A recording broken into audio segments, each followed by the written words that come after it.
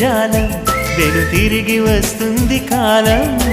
రేపుగా మన పాపగా పుడుతుంది సరికొత్తగా నీవు నాకు తోడుగా నేను నీకు నీడగా ప్రతి రేయి తీయగా పిలుస్తోంది హాయిగా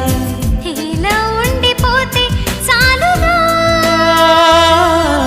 నువ్వంటే నాకిష్టమని అన్నది నా ప్రతి శ్వాస నువ్వేలే